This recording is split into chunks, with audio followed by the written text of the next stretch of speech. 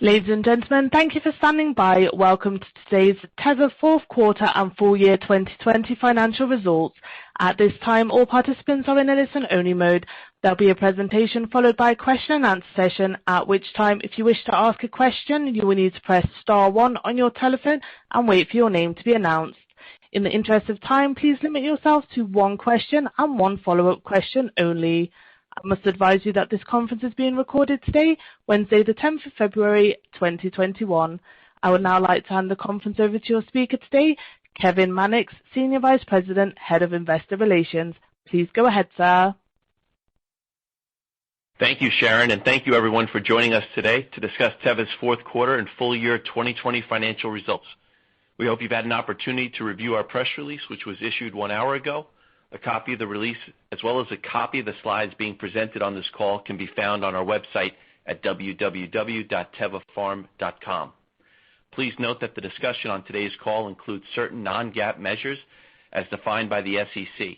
Management uses both GAAP financial measures and the disclosed non-GAAP financial measures internally to evaluate and manage the company's operations to better understand its business. Further, management believes the inclusion of non-GAAP financial measures provides meaningful supplementary information and facilitates analysis by investors in evaluating the company's financial performance, results of operations, and trends. A reconciliation of GAAP to non-GAAP measures is available in our earnings release and in today's presentation. To begin today's call, Kåre Schultz, Teva's Chief Executive Officer, will provide an overview of the fourth quarter and full year performance, recent events, and priorities going forward. Our Chief Financial Officer, Eli Kalif, will then review the results in more detail before providing an overview of Teva's 2021 financial outlook. Joining Kåre and Eli on the call today is Brendan O'Grady, Teva's Head of North America Commercial, who will be available during the question and answer session that will follow the presentation. Please note that today's call will run approximately 1 hour. And with that, I'll now turn the call over to Kåre. Kåre, if you would, please. Thanks, Kevin, and welcome everyone to this call, and thank you for your interest in Teva. I will review some of our key business highlights, and then Eli will review the financials, and then we'll have time for Q&A. I'm very happy to report that we met all our key components of our 2020 financial guidance.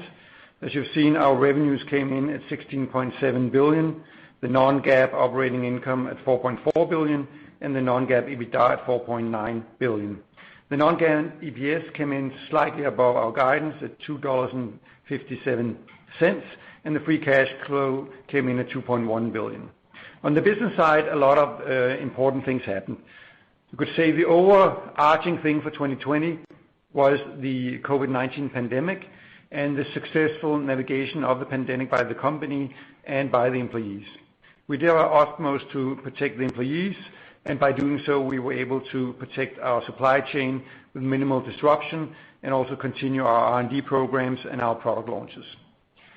I'll get back to Austedo, Ajovy, and Truxima on the following slides, but I'd like to mention the very successful launch of the first versions of the treatments Truvada and Atripla for HIV treatment. So generic versions of those products were launched by us in the fourth quarter in the US, a very successful generic launch. We also just launched in the US NuvaRing, and we're very happy to have this approval for a complex generic. We're also very pleased with the phase 3 results we got from our risperidone LAI.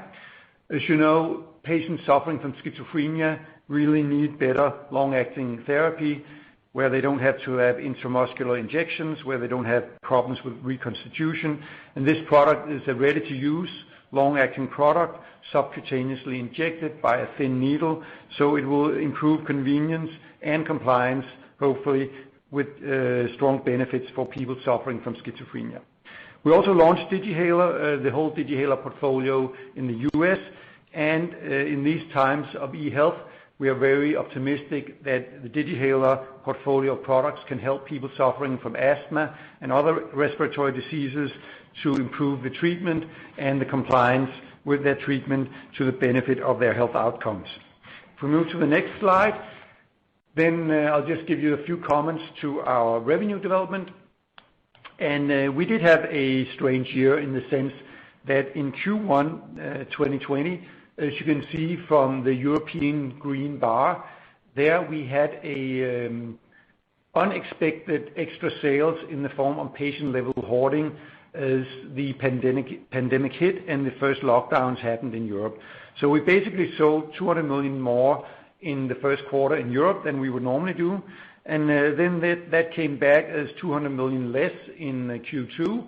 And then we sort of normalized in Europe at the end of the year in Q4. In the US, we didn't have the same swings. We didn't have the same hard lockdowns as we saw in Europe. And you basically see we were sort of going at the normal run rate of around 2 billion per quarter. And then in Q4, we had the lift up basically coming from the launch of Truvada and Atripla. And the rest of the business was pretty steady over the quarters.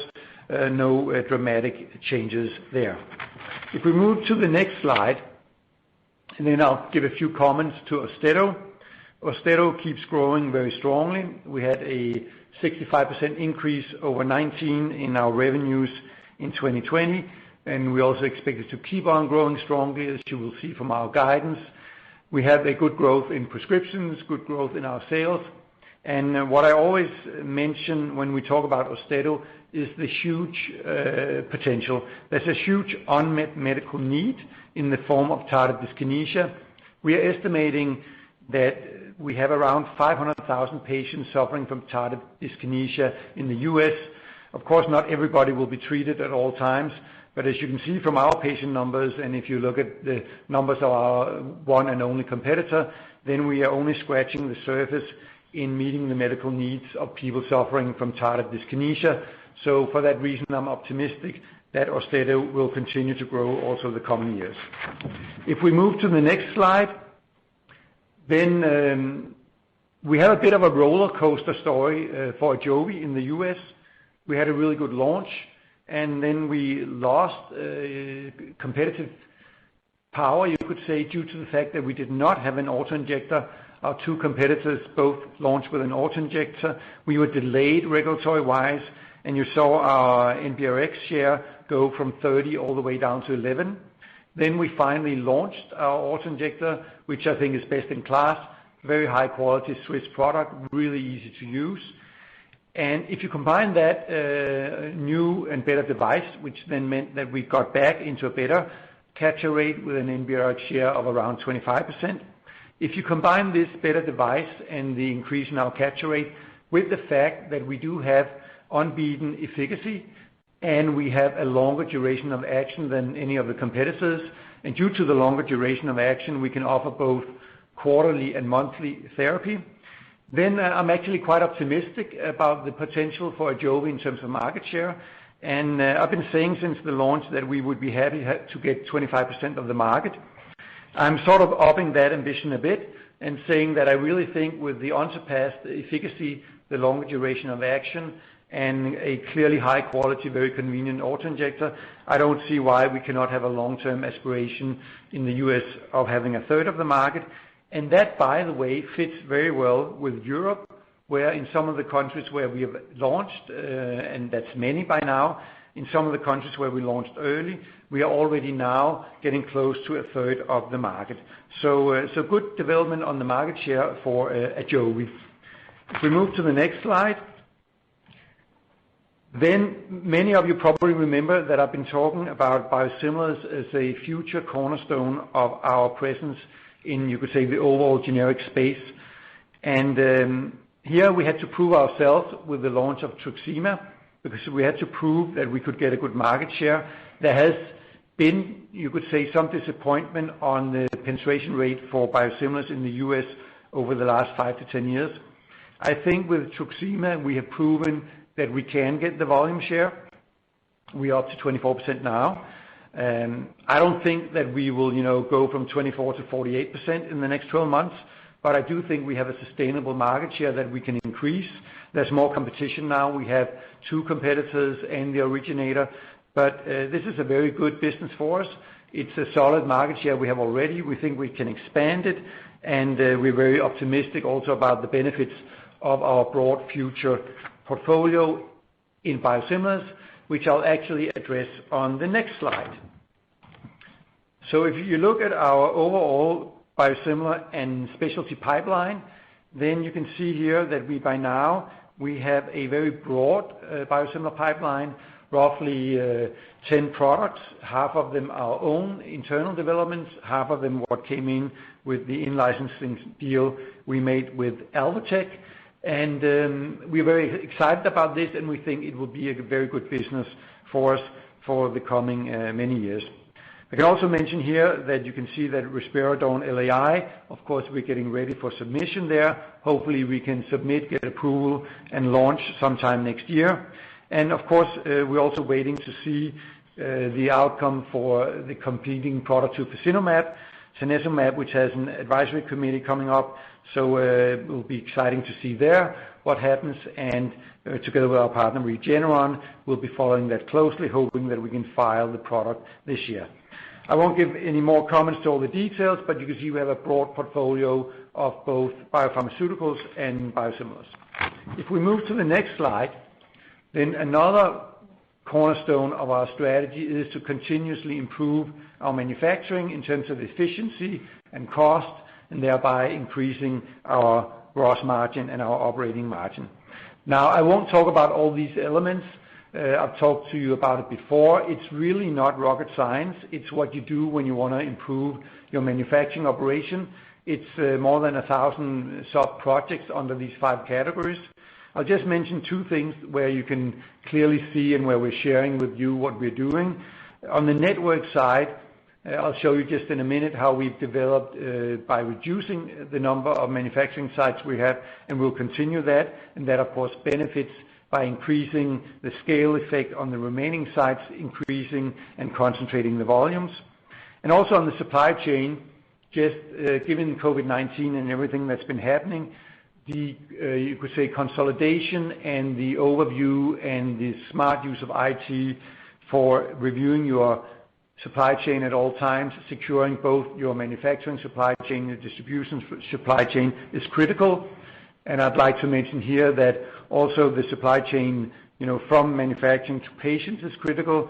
And we are very happy about the support that Teva has been able to give to the state in Israel in its vaccination program, where we are playing a key role, being the company doing all the logistics, getting the vaccines from the airport into the warehouse, into all the 400 vaccination centers in Israel, and thereby securing a very fast vaccination process in Israel based on logistics and, of course, supplier products. If we move to the next slide, then I promise you to give you a short look into our consolidation of our manufacturing sites. What you can see here is that over the last 3 years, we've gone from 80 to around 60 manufacturing sites, but we're not stopping there. As you can see here at the bottom, we have additional 11 sites where we have announced that they will either be divested or closed, and that, of course, sets us up for a reduction down to 50 sites, and then I'm sure later on we can do even more consolidation. And we have different examples. We have recently divested in countries such as Japan, Thailand, Russia, Serbia, and so on. So it's a lot of smaller sites that we are closing and concentrating the volume on our bigger sites, and thereby getting better manufacturing efficiencies. And you can see that on the next slide. Here I'm showing you the operating margin, and you can see the negative development from 17 to 19, basically as a consequence of the loss of revenue on Copaxone, which was a very high operating margin product. And then you can see how we are fighting our way back, moving from 24.5% operating margin in 19 up to 26.3 in 2020. The midpoint of our guidance for this year is 26.8, and our long-term target at the end of 23 is 28%, and that's a target we are firmly committed to. If you move to this next slide, then you can see another development that we are firmly committed to, the reduction in our net debt. And you can see the development since I joined the company in Q3 17 until now, where we have reduced the debt by some 10 billion. You should continue to see that going forward. The only reason why the graph has gone a little flat the last 2 quarters is actually the currency adjustment on our euro-denominated debt, which has led, of course, to some increase in the dollar converted number for that debt, which has slowed down the debt reduction a little bit, but it will pick up again strongly here in 21. And if we move to my last slide here, then I'm happy to repeat the long-term financial targets, and there's no change here.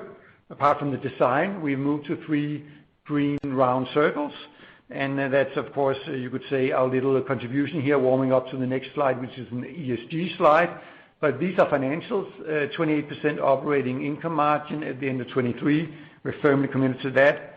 More than 80% cash earnings and a net debt to ebitda below 3 times. And in order to secure that, we will, of course, use our cash flow to pay down debt.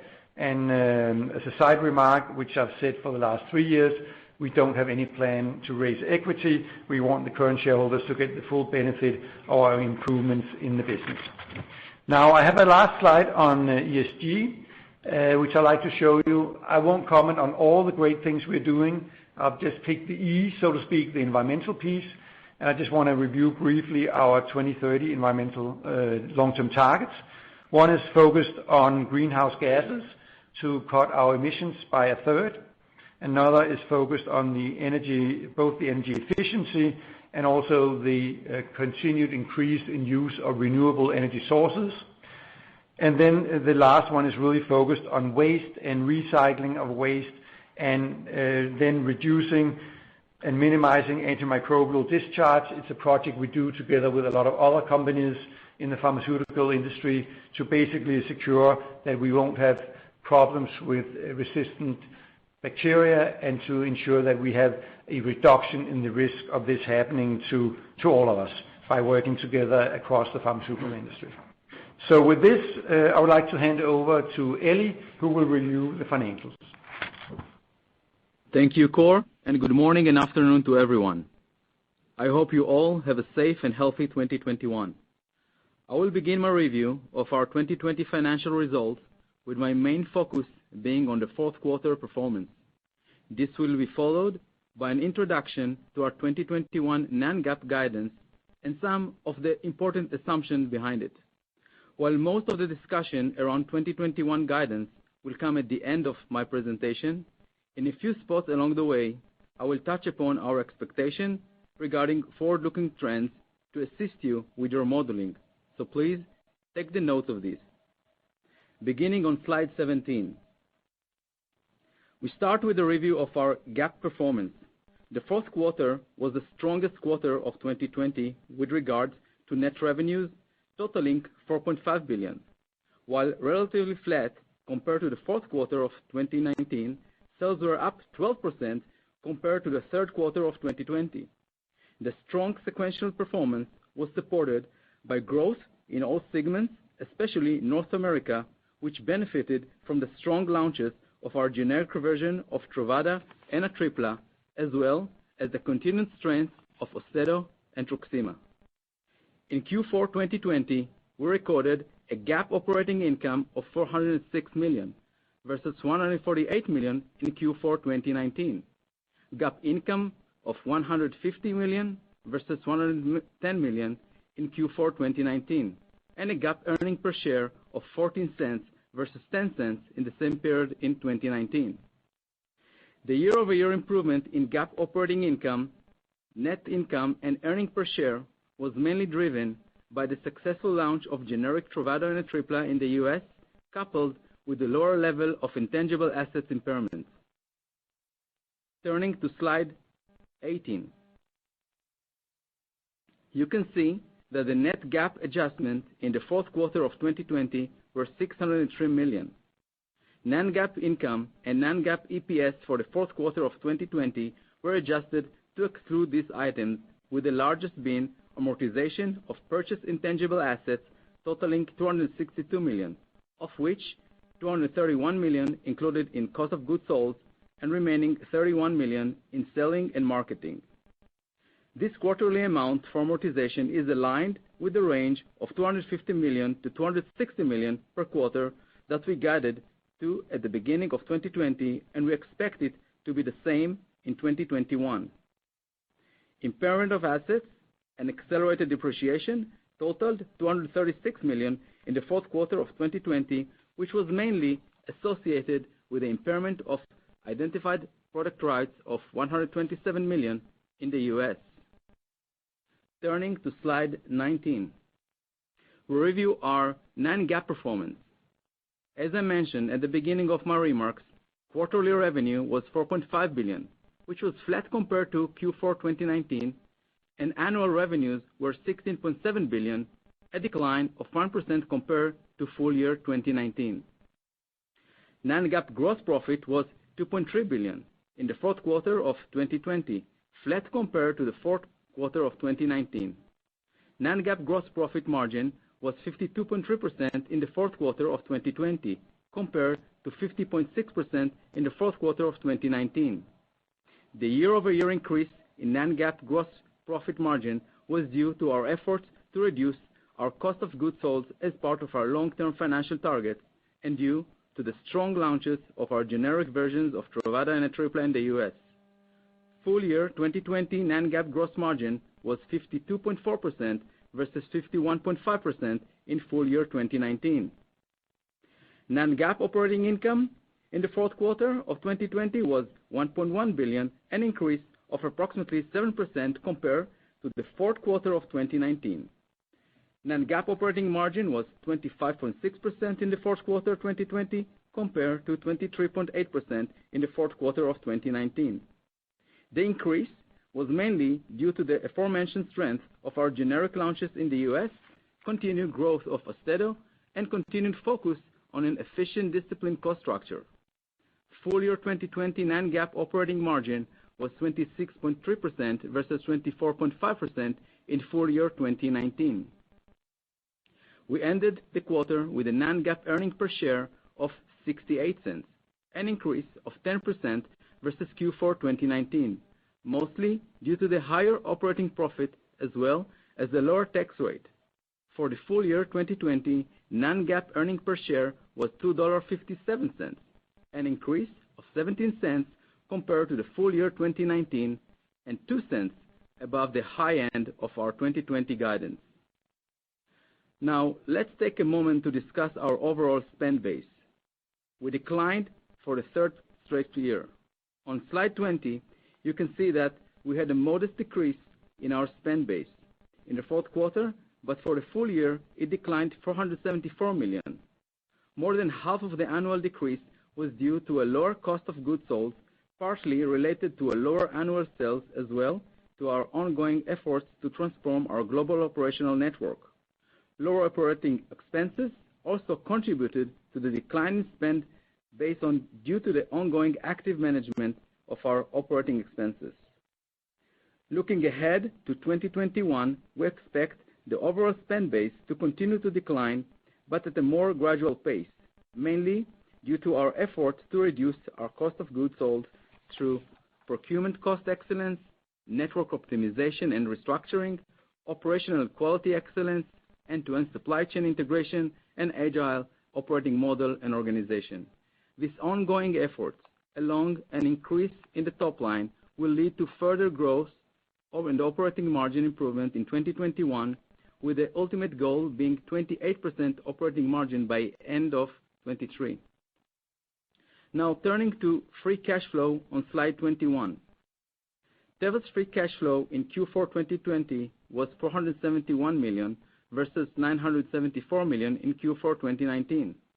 Please keep in mind, when considering the year-over-year decline, that Q4 2019 was unusually high, mainly due to a one-time sale of assets as well as $95 million benefit from an interest rate swap transaction. For the full year 2020, free cash flow was $2.1 billion, which was flat versus full year 2019. I'm very pleased with the work our team has done to minimize the large quarterly swings in our free cash flow, which we had experienced in previous years. As you can see here, the quarterly free cash flow results were fairly consistent throughout 2020. Turning to slide 22. Our cash to earnings for full year 2020 was 75% versus 79% for full year 2019, as free cash flow was unchanged, but net income was $200 million higher in 2020 versus 2019.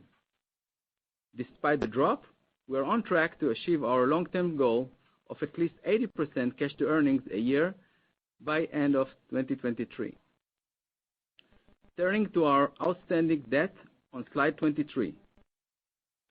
net debt declined to $23.7 billion versus $24.9 billion in 2019. This reflects repayment of $1.9 billion during 2020, which was partially offset by a $900 million negative foreign exchange impact. Our net debt to EBITDA at the end of 2020 was 4.8 times versus 5.3 times at the end of 2019. We're very pleased with the progress we have been making each year to bring our overall debt load lower than the net debt to EBITDA ratio, closer to our long-term targets of under 3 times by the end of 2023. Looking ahead to 2021, it will be another year of debt reduction totaling $3.2 billion, including our 0.25 convertible senior debentures, our 26. Due to the net share settlement feature, these convertible senior debentures were classified on the balance sheet under a short-term debt. Holders of the convertible debentures were able to call to Teva to redeem the debentures on February 1st, 2021, and 491 million of the convertible debentures were redeemed on that date. As we have stated since 2019, our liquidity and expected cash flow will cover bond repayments for the next 2 years before having to refinance later maturities, including for 2023.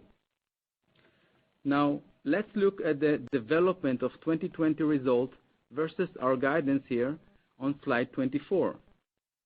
We present the full year 2020 performance compared to the original guidance issued at the start of 2020, as well as the revised guidance from November, where we lowered the midpoint of our revenue guidance by $150 million while bringing up the bottom and the end of the range for operating income, EBITDA, and earnings per share. We are very pleased with the overall performance in 2020, especially given the uncertainty that was created by the global pandemic. Despite these challenges, the efforts of our employees around the world allowed us to meet the 5 main components of our 2020 outlook, as well as to continue to make progress towards our long-term financial targets. Now, let's turn to our attention on our 2021 non-GAAP outlook, which we are introducing for the first time today. Here on slide 25, you will find the 5 main components of our outlook: revenue, operating income, EBITDA, earnings per share, and free cash flow, as well as additional components including expected revenue range for key products. As I just mentioned, our company worked extremely hard throughout 2020 to anticipate and navigate the pandemic, its effects. And despite the significant amount of progress made around the world, especially by our industry, to battle the spread of the virus, we expect to continue to face an evolving environment for the purchasing partner of our larger global customers and overall utilization by patients. With this in mind, we begin with 2021 total revenue, which we expect to be between $16.4 billion to $16.8 billion. Please note, this range reflects the divestment of $240 million in 2020 revenues from generics products in Japan, along with the manufacturing sites. The divestment was announced in July 2020 and became effective on February 1st, 2021.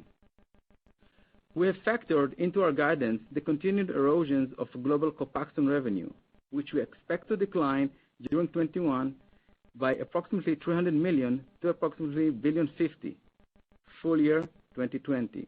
The majority of the decline is expected in the U.S. due to a third generic entrant later this year. The expected decline in Copaxone sales should be more than offset by the ongoing growth of Austedo and Ajovy. We expect continued momentum of Austedo in both tardive dyskinesia and Huntington's disease, with a total annual revenue to grow to approximately $950 million in 2021. Furthermore, Ajovy is expected to benefit from continued patient growth in both the U.S. and Europe, bolstered further by our auto-injector device, which we began to roll out last April after offering Ajovy in a pre-filled syringe the first 2 years. Global sales of Ajovy are expected to be approximately $300 million. With modest decline expected in our spend base, non-GAAP operating income is expected to be between $4.3 billion to $4.6 billion, and then a GAAP EBITDA is expected to be between $4.8 billion to $5.1 billion. Using a share count of approximately 1.1 billion shares, we expect earnings per share to be in the range of $2.50 to $2.70. As you know, we do not provide quarterly guidance, but I thought it will be helpful to share with you how we are thinking about the progression of both sales and earnings throughout the year. Based on our expectation today, we do not expect to see the same trends that we experienced last year, when we saw a big swings both up and down due to the global pandemic. Looking on 2021, we expect that the first quarter will be the lowest of the 4 quarters for sales and earnings, with gradual pickup in the second quarter. Overall, we would expect that approximately 48% of our 2021 sales will be generated in the first half of the year and approximately 52% in the second half. For annual earnings per share, approximately 45% will come in the first half of 2021 and approximately 55% in the second half of the year. Hopefully, this color will assist you with your modeling. 2021 free cash flow is expected to be at the range of $2 billion to $2.3 billion. We expect about 1/3 of the annual free cash flow to be generated in the first half of 2021 and the 2/3 to be generated in the second half of 2021. This is due to unusual timing of annual bonus payments paid in the first quarter and inventories coming down due to a normal course of business. Lastly, looking at the tax, in 2020, our non-GAAP tax was 16.6%, which was below the 17% to 8% range we originally guided to. As we look to 2021, we expect the rate once again to be in the range of 17 to 18%. And this concludes our reviews of Teva fourth quarter and full year 2020 results and 2021 financial guidance. We will now open up the call for questions and answers. Operating, if you will please. Thank you. Thank you. Ladies and gentlemen, as a reminder, if you wish to ask a question, please press star 1 on your telephone and wait for your name to be announced. In the interest of time, please limit yourself to 1 question and 1 follow-up question only. If you wish to cancel your request, please press the hash key. Once again, please press star 1 if you wish to ask a question. Your first question today comes from the line of Umer Raffat from Evercore. Please go ahead. Your line is open. Hi, thanks so much for taking my question. If I may, the CGRP trends quarter over quarter on a reported sales basis versus what we're seeing in IMS, there seems to be more going on than what volumes would tell us. I was curious if you could shed some light on that, as well as I noticed there's an antibody, gastrointestinal is all you guys disclose on it, which is now in phase 1 on your specialty pipeline. If you could give us any color on that. Thank you very much. Thanks for those 2 questions. I'll address the last one, and then I'll let Brendan address the first one. So I can't give you a lot of color on our pipeline, the early pipeline. We don't really disclose a lot, but I can tell you that this specific project that is for celiac disease, and it's an exciting project. We might, about a year from now, have a day where we focus on the R&D pipeline, and then we'll give you some more color. But until then, that's about all I can tell you. So, Brendan, will you comment on the CGRP trend? Sure, happy to, and good morning. So I assume what you're talking about is the increase in share with the Ajovy. As you've seen, our total prescriptions and new prescriptions have basically doubled over 2020. And I assume that you're looking at when the revenue will kind of follow that. So if you think about the market, if a patient gets on a product, gets on Ajovy, oftentimes they're given a sample, and then they may enter our savings program for a period of time while we work through while they work through the prior authorization process. So revenue tends to lag share by a bit, and we've increased our access quite a bit in 2020. We'll continue to do so in 2021. So the expectation is that as our share continues to grow and rise, you'll see revenue follow that, but as a lagging indicator. Thank you for the question. Thank you. Thank you. And your next question comes from the line of Greg Gilbert from Truist. Please go ahead. Your line is open. Thank you. Kåre, in the past I've asked you about the melting ice cube that is the generic business, and you corrected me by calling it more of an ice bucket. So my question is, do you still think you can keep that business stable over the coming years based on what you have? And is that sort of dependent on biosimilars or any other factors you'd point out? And then secondly, on opioids, it seems like the wholesalers are getting close on a settlement, as evidenced by their comments and their accruals, et cetera. Do you have anything new to say about where Teva stands in its opioid discussions, and are you open to settling maybe in different ways, perhaps carving states out separately from other parties? Thank you. Thanks for those two questions. I would say on the ice cube question, I would more call the North American generic business a well-working ice machine. You know, these machines you have in a bar where ice keeps coming out, so you always have ice. It doesn't overflow, so you don't get dramatically more ice. It doesn't melt and go away, so you don't lose the ice.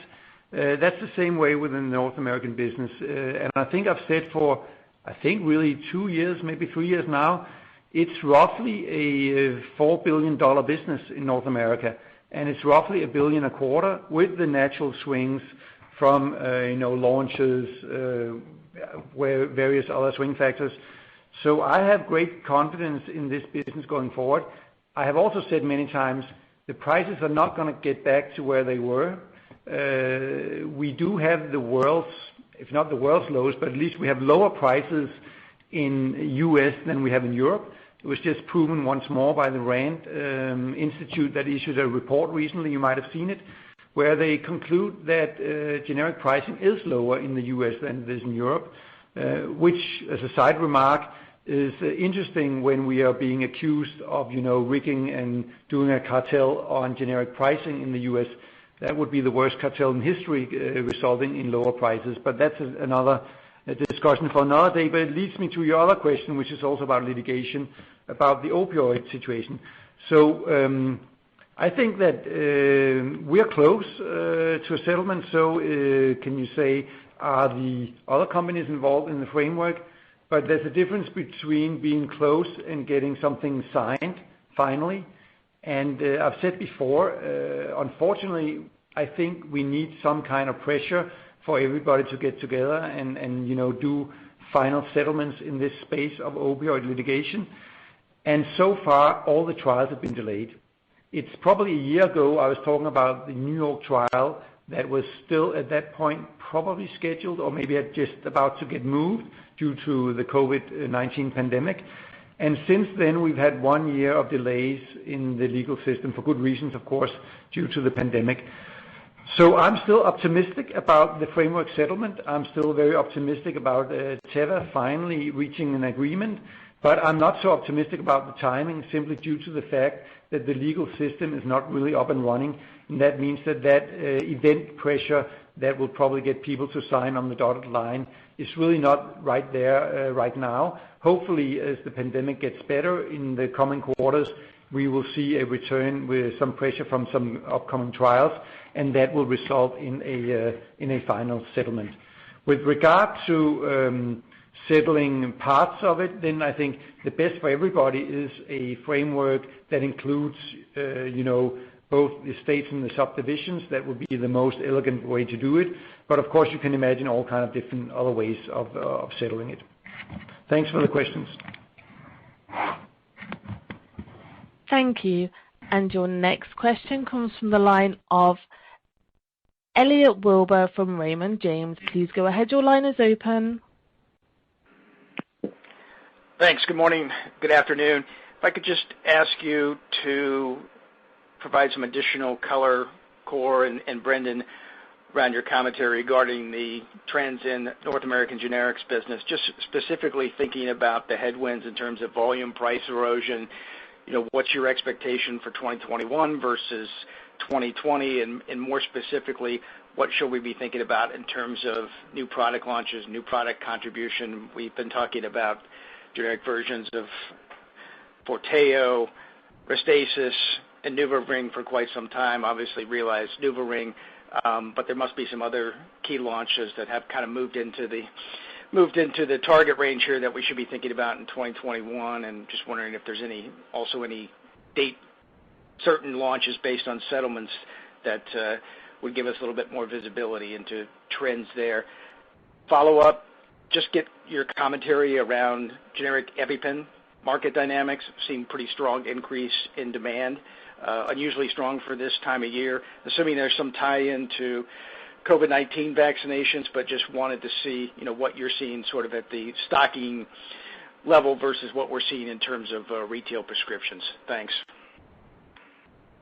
Thanks for those two questions.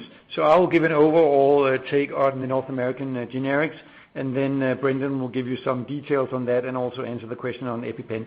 So if I go back to this analogy of the ice machine, then you can say the way I look at it is we have an effective machine that makes new ice cubes all the time in form of launches, be it biosimilars, complex generics, simple generics, and that means we have a steady flow of launches into the market. Of course, they don't come, every day. They come, here and there, and sometimes there's more launches in one quarter than another. But on an MAT basis, we have a steady machine launching products, really adding revenue all the time. We also have the ice cubes melting down, in the container for the ice cubes, and they're not melting very fast or very slow compared to how they used to. They're melting at a steady rate. So we don't have this phenomenon we saw, I think, in 17, 18, where they melted really fast, so we had really big price erosion. That's not what's happening, but it's not that they're not melting at all either. So I think we have a, normal level of price erosion as we get more competitors on products and products get older. And that whole balance, I think, is very steady and natural, and that's why I keep repeating this. I know it's kind of oversimplifying it, and Brendan will give you some more details, but I keep repeating this, that we're doing $4 billion on generics in the U.S. and Canada. And I think we'll keep on doing that. I don't see that going to $6 billion. I don't see that going to $2 billion. I see that staying around the $4 billion mark. And then we have the growth, of course, from our specialty products, and we have modest growth in our generic business in Europe and in the rest of the world. But enough on the big picture. Over to you, Brendan, on the specifics for generic launches and EpiPen.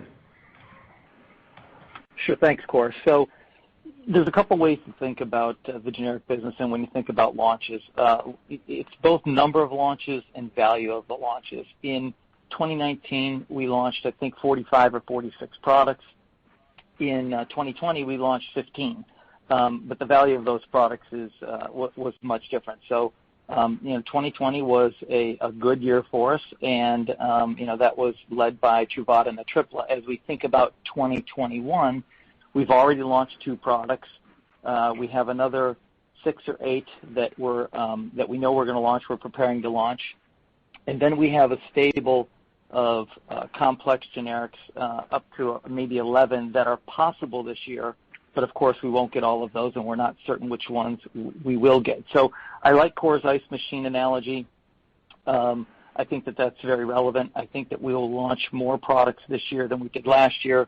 It was nice to start out January with the approval on NuvaRing and launch that. That is should be a very good product for us. We're a little late to market, so the value isn't going to be this year what it would have been 2 years ago had we launched it, but it still should be good. And as we think about the rest of 2021, as I mentioned, there's a stable of 10, 11 complex generics, and some of them we've talked about for a while. It's teriparatide is possible, octreotide is possible, cyclosporin is possible, exenatide is possible. So there's some products in there. Will they all come? No, but we're working with the FDA on all of those. And I agree with Kåre's comment. It is a $4 billion business that we can likely grow in the low single digits, and $1 billion a quarter kind of ebbs and flows depending upon the launches that occur and the timing of those launches. So hopefully that provides more color for you. On the EpiPen comment, EpiPen, we're still seeing that as a significant product and revenue generator for us. I think that you're right. There could be some stocking with the COVID-19 injections, but I wouldn't necessarily think of that as a major event. I think that that could be a slight boost here and there, but I don't think that that's going to add significantly to the overall EpiPen franchise. So thank you for your question. Thank you. Your next question comes from the line of Ami Fadia from SVB Leerink. Please go ahead. Your line is open. Hi, good morning. Thank you for taking the question. I had one follow-up and then one main question. So the main question is, as you think about deleveraging over the next couple of years, how do you think about maybe adding additional growth drivers to the product? What are you doing in terms of thinking about refocusing R&D or any inorganic opportunities to drive growth in the coming years? And then secondly, just with regards to your comment on growth outside the U.S., can you talk about some of the pushes and pulls as we think about Europe and rest of the world? Thanks. Thanks for those two questions. So when it comes to deleveraging, then as you saw in the presentation, we are fully committed to using our cash flows to reduce debt and to get below the 3x net debt to ebitda. Now, that does not mean that we're not doing any in-licensing, that we're not doing any early-stage R&D in-licensing, but it does mean that we're not buying any companies and we are not buying, big late-stage assets that have maybe already been approved and so on. We are, however, working with companies where our commercial footprint is attractive, and that means that big upfronts are not needed, but that together we can generate value. And if you look at the in-licensing, for instance, of the Alvotech biosimilar portfolio for the U.S., then that's a good example of that. No dramatic big upfronts, but a big value if everything works out well. So that's the kind of deals that we like. We also do a lot on early research collaboration, early leads. So we take products into our early development. Of course, that doesn't lead to products in the market until 10 years from now or something like that. So I would say don't expect us to do big moves that will drive additional growth on the next 2 to 5 years basis. We will be doing smaller in-licensing, which can help us, but we will not do anything big because we will stay committed to reducing the debt and the net debt to EBITDA ratio. On the terms of growth outside of the U.S., then you could say in Europe we have a very steady business. We had last year in 2020, once again, the highest absolute profit ever in Teva Europe, and we're very optimistic about the future in general. We do see, as it was reported also by Eli, that we still in the second half of last year, so in the third and the fourth quarter, volumes in Europe were still below where we would naturally see them, not dramatically, but maybe 3-4% in the overall generic market in Europe. And we think that will continue for the first couple of quarters this year, simply due to the fact that we still have a lot of lockdowns in Europe, and that means that we won't get back to the completely normal market situation. We are optimistic that after the summer we'll see a more open European economy, which means that patients will return probably in full volume to hospitals, to doctors, and that means that we'll see some higher volume in the second half. Longer term, we do expect to see low single-digit growth in Europe, and the same thing goes for the rest of the world, Japan, China, Southeast Asia, Latin America. We do see volume growth and also value growth in the generic space there. And then, of course, we see growth from our specialty products being launched. So, for instance, Ajovy is going to be launched in Japan together with our partner Otsuka. We've just launched Austedo in China. It's come on the national drug reimbursement list. So we are, of course, also expanding with Ajovy, Austedo around the world, which will also contribute to growth outside of the U.S. So overall, we are expecting to see low single-digit to mid single-digit growth over the coming years. Thanks for the two questions. Thank you. Thank you. Your next question comes from the line of David Risinger from Morgan Stanley. Please go ahead. Your line is open. Yes, thanks very much, and congrats on the very strong performance. So My two questions are, first, obviously the company's financial progress has been impressive. Could you discuss the company's flexibility to manage potential future cash litigation payments? And second, there's been discussion of a comprehensive settlement. Kåre, could you please provide a little bit more color on that, how you define that and ensure that it covers all U.S. claimants? Thank you. Thanks for that question, or those questions. So first of all, of course, we have a situation, as we've just been reviewing, where we have more than $20 billion in debt, which basically means that we don't have any free cash laying around. Of course, that doesn't mean that we can't have a cash component in a settlement, but it just means that we don't have the capability of paying $5 billion tomorrow in cash. That's not the kind of balance sheet that we have. And this is why we've been negotiating with the state AGs and agreeing on a framework that's based on us basically providing what we are good at providing, which is generics. So we are offering to provide generic Suboxone to all states in the United States. That means that they can get going on therapy for people who are suffering from substance abuse, and they can save lives with the use of generic Suboxone. So we think that's a really good way to help the situation, to improve the situation. And then we are aware of other companies who will not be able to contribute like that, and they will be contributing cash. And I think it's to the benefit of the American people that this thing gets settled, because we can discuss it forever, we can have litigation forever, but that doesn't help anybody of the individuals that are suffering from substance abuse. Now, in terms of what is the likelihood of a comprehensive settlement, of course it has to be understood that there's a framework that involves 5 companies, but technically each company is settling on its own. There's coordinated negotiations, discussions, and so on. But at the end of the day, it's a legal entity. A company is a legal entity, and each settlement will be done on its own. And of course, we would like to settle with everybody, so both the subdivisions and the states. We think that should be possible. That should be beneficial for everybody to get this thing off the table, so to speak, and start helping people all around in all the states. So I'm still optimistic that the framework is the right solution. And as I told you, I'm a little pessimistic on the timing. And a key reason for that is that you have 50 states involved, you have a lot of companies involved, you have, maybe 1,500 plaintiff lawyers involved. So you have a lot of people who needs to get together, but it would be a good idea for everybody, I think, if we were to push this framework over the finishing line and get it signed, sealed, and delivered. Thanks for the question. Thank you. Thank you. Your next question comes from the line of Nathan Rich, Goldman Sachs. Please go ahead. Your line is open. Great. Good morning. Thanks for the questions. First, I just wanted to dig into the operating margin guidance for this year, the 50 basis points of improvement.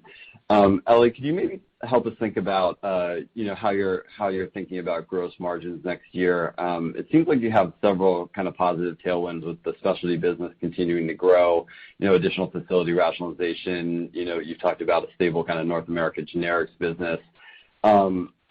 So I was just kind of wondering why we wouldn't see maybe more or gross margin improvement kind of consistent with 2020 given those tailwinds. I know there's the Japan divestiture in there too, so just wondering what kind of the swing factors are on operating margins that we should keep in mind. And then as a follow-up on Austedo, the guidance was stronger than we had anticipated. I think implies about 40% growth year over year off of a very strong year this year. So Kåre, maybe just where do you see the biggest opportunities to continue to grow Austedo? And I know you've talked this year about it, being impacted by the ability to get into doc offices. Have you started to see that improve, and is that one of the factors that led to the guidance that you gave? Yeah, thanks for those two questions. I think, Eli, you'll start with the question on operating margin, and then I'll take Austedo. Yeah. Okay, thanks for the question, Nathan. So, if you look on the trajectory on the slide that Kåre, in his part on the operating margin, moving from 24.5% on 2019 when we actually really introduced last year our plans, and heading to 26.3% and actually looking to the 26.8%, you can see that 2020 become kind of a pivotal year for us. So I would say the OP margin over the gross margin in 2019 was kind of a 47%.